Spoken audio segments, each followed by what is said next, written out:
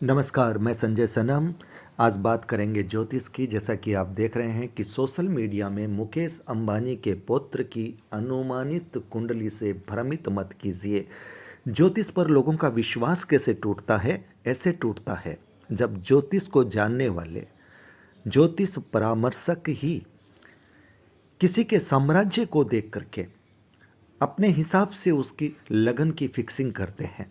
जैसा कि आपको मालूम है कि मुकेश अंबानी के पुत्र का जन्म 10 दिसंबर को हुआ है और अनुमानित समय लोग 11 बज करके संभवतः 44 मिनट के आसपास बता रहे हैं।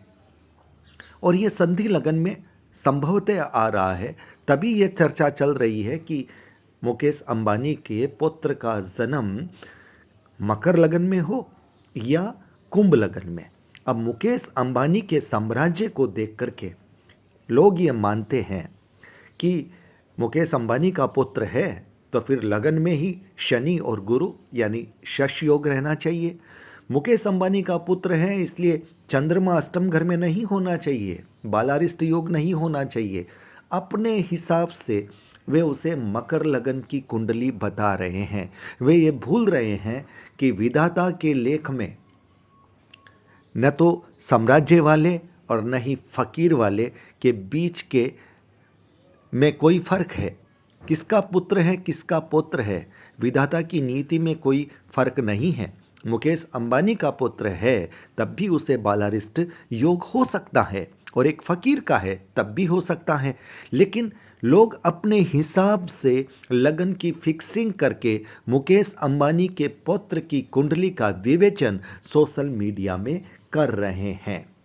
मेरा सवाल यह है कि आप जिस पद्धति से कर रहे हैं उसमें लगन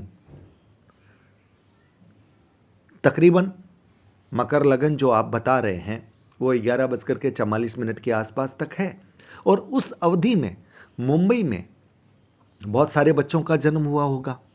तो क्या सभी जातकों का, उन सभी बच्चों का जो जीवन है, उनके माता पिता बहुत समृद्ध हो सकते हैं? ये आप कैसे मान सकते हैं? क्या सभी बच्चे सोने का चम्मच लेकर के पैदा हुए हैं? ये नहीं हो सकता। अपने हिसाब से लगन की फिक्सिंग करना ज्योतिष में भ्रम फैलाना है। और इस पद्धति में अगर आप ये भी मान लो कि इस समय के आसपास ही हुआ है तो आपका नौमांस तो चेंज होगा ही नहीं। 10 से 12 मिनट का जो समय मिलता है तो फिर तो सभी का जीवन मुकेश अंबानी के पुत्र जैसा होना चाहिए, क्योंकि आप उस कुंडली से जातक के पिता और पुत्र का पिता और दादा का भी अनुमान लगा रहे हैं कि उनका व्यवसाय कैसे होगा, वे धनाढ्य कैसे होंगे।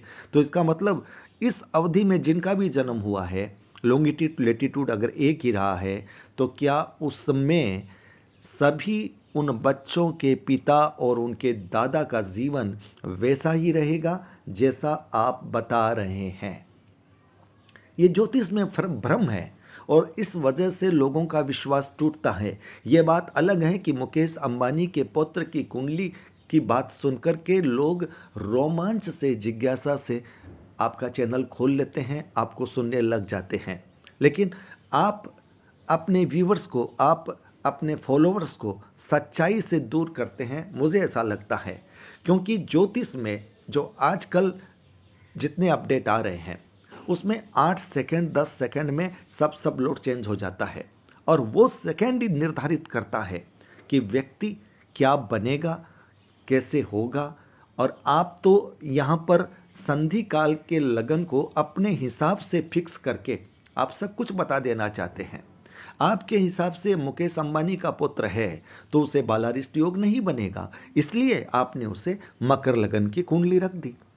वो मुकेश अंबानी का पुत्र है इसलिए सशयोग बनेगा ही। लेकिन अगर उसी दिन महाराष्ट्र में एक बहुत गरीब परिवार के बच्चे का जन्म मुंबई में हो, सशयोग तो उसके भी बन रहा है। फिर उसकी स्थिति मुकेश अंबानी के पुत्र जैसी क्यों नहीं है?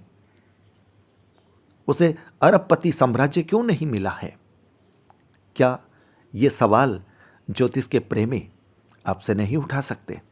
यानी संधि काल के लगन पर अपने हिसाब से इस तरह से बात कर देना आज के दौर में असंगत है।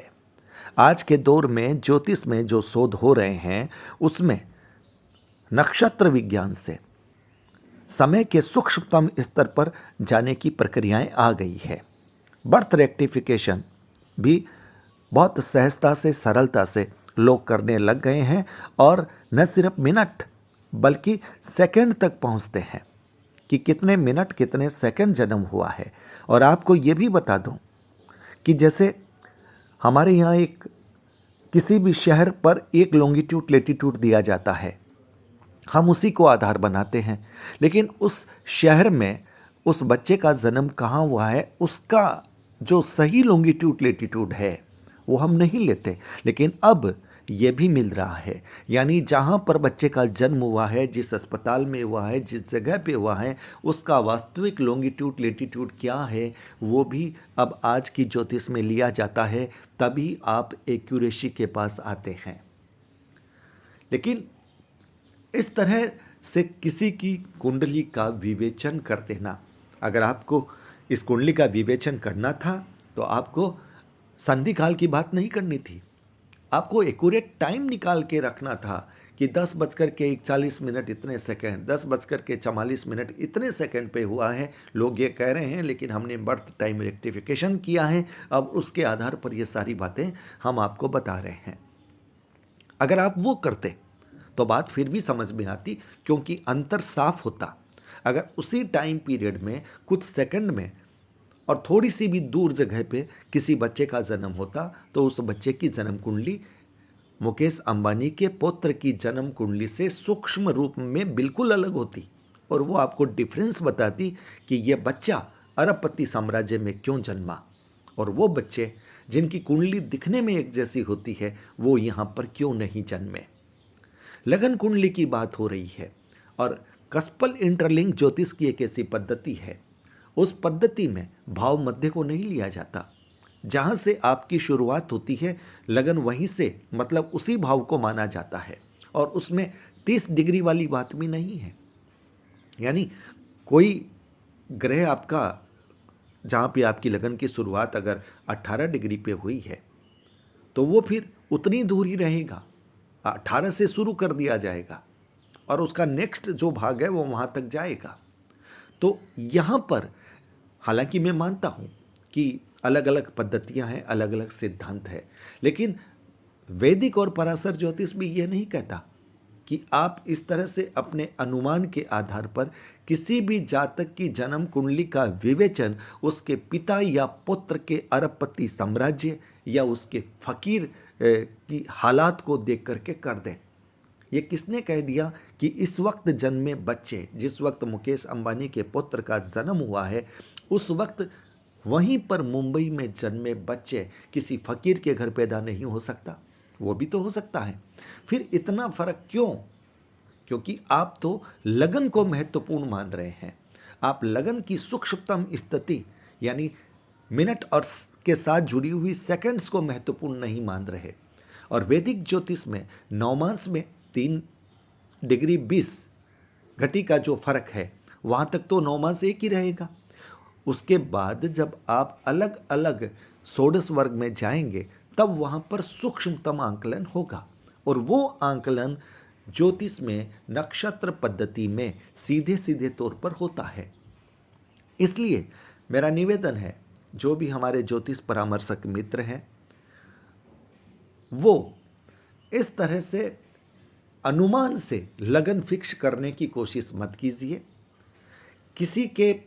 किसी बच्चे के पिता और पुत्र की स्थिति को देख करके, हाँ मुकेश अंबानी के पुत्र की कुंडली की बात करेंगे, लोग देखेंगे, आपके व्यूज़ बढ़ेंगे, अच्छी बात है, व्यूज़ बढ़ाना हर कोई चाहता है, लेकिन इसका मिसयूज़ हो रहा है। लोग ज्योतिष के प्रति भ्रमित हो रहे हैं, लोग गलत ज्ञान लेकर के आपके फॉलोअर्स उसी हिसाब से सीखने लग जाएंगे और ये जो संदेश है वो ज्योतिष में गलत जा रहा है। इसलिए यहाँ पर थोड़ा सा पेशेंस रखिए। अगर आपको मुकेश अंबानी के पुत्र की कुंडली पे ही बोलना है तो थोड़ी मेहनत करनी पड़ेगी। आप उनका बर्थ टाइम रेक्टिफिकेशन कीजिए और उसके बाद में आप एक्यूरेट प्रेडिक्शन कीजिए। अगर आप ये कहते हैं कि मुकेश अंबानी का पुत्र है, अगर अष्टम में चंद्रमा होता, मैं कुंभ लगन की कुंडली को लेता, तो फिर अष्टम में चंद्रमा आता, फिर बालारिष्ट योग बनता। आपको ये कैसे मालूम कि मुकेश अंबानी के पुत्र की कुंडली में बालारिष्ट योग नहीं होगा? क्या मुकेश अंबानी का पुत्र है इसलिए नहीं होगा? नियति के विधान में तो किसी के प्रति कोई फर्क नहीं है। आप अपने अनुमान से ये जो व्याख्या कर रहे हैं वो ज्योतिष के प्रति भ्रम फैलाने वाली है, और इससे मुझे लगता है कि लोगों का विश्वास टूटता है। हमारी गलत विवेचना से, हमारी भ्रम फैलाने वाली विवेचना से बदनाम ज्योतिष होता है। भले ही हमें कुछ सब्सक्राइबर मिल जाएं, हमारे व्यूज़ बढ़ जाएं, या हमें डॉलर के पैसे मिल जाएं, लेकिन जिस पद्धति से हम रोजी रोटी कमाते हैं और जिस पद्धति पर हम लोगों का मार्गदर्शन करते हैं, जो पद्धति हमें ऋषि मुनियों की दी हुई है, और आज के ऋषि मुनि जो शोध कर रहे हैं, ज्योतिष के क्षेत्र के पारंगत लोग, हम उस पद्धति को, हम उस विधा को इतना सस्ता न करें। ये मेरी गुजारिश है, ये मेरा निवेदन है। मेरा किसी पर कटाक्ष नहीं है, किसी पर कोई आक्षेप नहीं है। मुझे लगा कि ये ज्योतिष के साथ गलत हो रहा है, इसलिए मैंने अपनी बात कही। सबको अपनी बात कहने का अधिकार है। सोशल मीडिया का मंच सबके लिए है। आप भी यूट्यूब पर अपने हिसाब से विवेचना कर सकते हैं, लेकिन ज्योतिष पर करने से पहले आप सबसे पहले एक्यूरेट प्रेडिक्शन आपका तभी होगा जब आप उनका बर्थ टाइम सही निकालेंगे। अनुमान से अनुमान की बात तो तीर में तुक्के वाली बात होती है, और उसमें लोग रोमांचित तो हो सकते हैं, लेकिन ज्योतिष का ज्ञान सही रूप से लोगों तक नहीं पहुंचता। ये मेरा मानना है। मेरे किसी शब्द से, मेरे किसी अंदाज से अगर हमारे किसी ज्योतिष मित्र को कोई तकलीफ हुई हो तो मैं क्षमा चाहता हूँ, लेकिन मुझे लगा कि ज्योतिष क्षेत्र का एक अदना सा पथिक होने के नाते कहीं ना कहीं मेरा ये फर्ज बनता है कि इस सच्चाई से मैं रूबरू आपको भी करवाऊं, और जो आपको सुनते हैं, आपको समझते हैं, आपको फॉलो करते हैं, वो भी समझे कि इस तरह की विवेचना उचित नहीं है। ज्योतिष खेल नहीं है। ज्योतिष में सेकंड में व्यक्ति का जीवन बदलता है, इसलिए इसे गंभीरता से लेना हम सबका दायित्व बनता है। व्यूवर्स, बहुत बहुत आभार, नमस्कार। वीडियो को लाइक कीजिएगा, शेयर कीजिएगा। चैनल पर अगर नए आए हैं तो सब्सक्राइब करना मत भूलिएगा, बेल बटन को दबा दीजिएगा। आप हमारे डिजिटल फर्स्ट न्यूज़ को ज्वाइन भी कर सकते हैं।